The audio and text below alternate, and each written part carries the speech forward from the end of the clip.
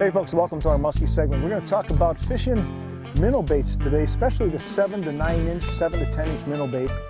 And you're going to see me catch a fish with this technique. Now you can fish these minnow baits a variety of ways. By the way, this is my good friend Rich Belanger from St. Croix. Hi, Joe. Rich, you guys designed a specific rod for this style of fishing, and you guys call it the lipstick.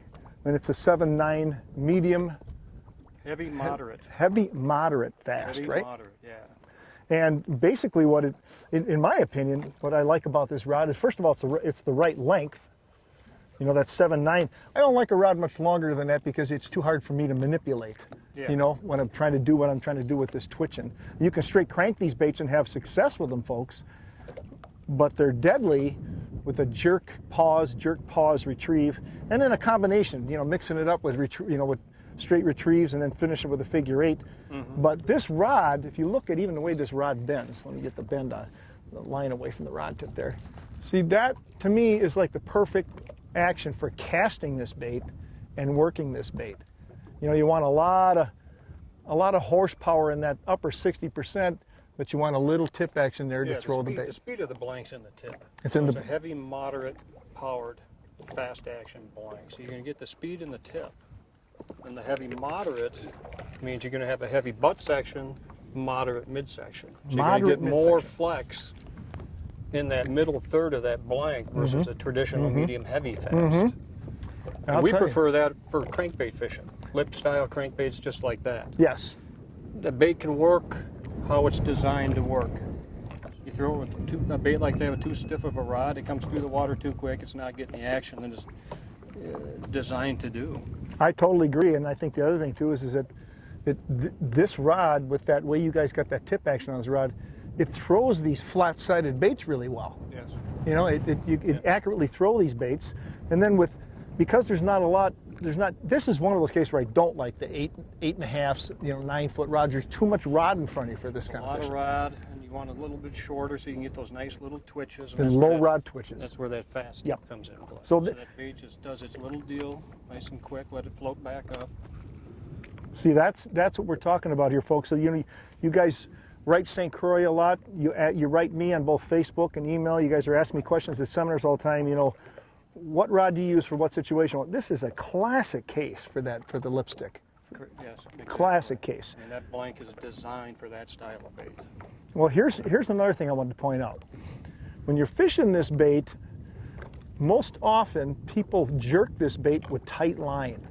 And when you do that, it'll be effective, but not nearly as effective as when you jerk it and allow slack to occur, and then you just continually jerk the slack out of your line.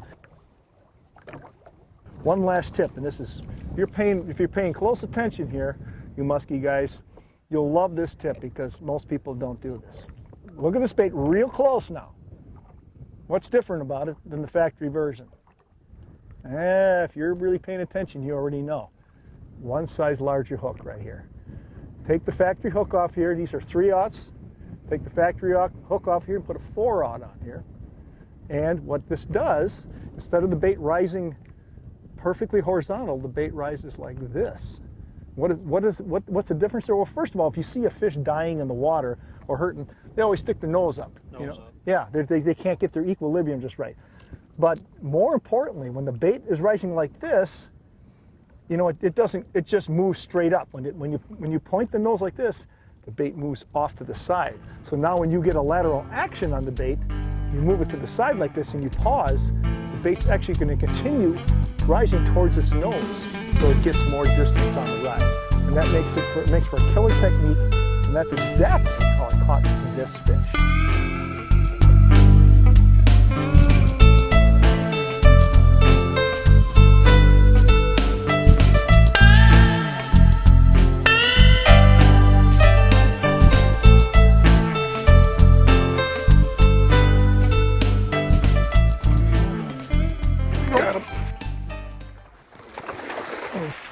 Talking about my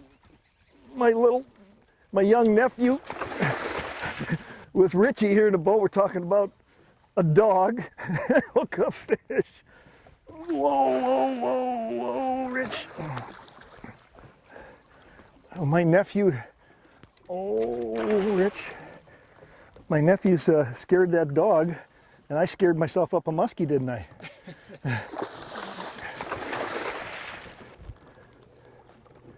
That's a big fish. That's a nice one, huh?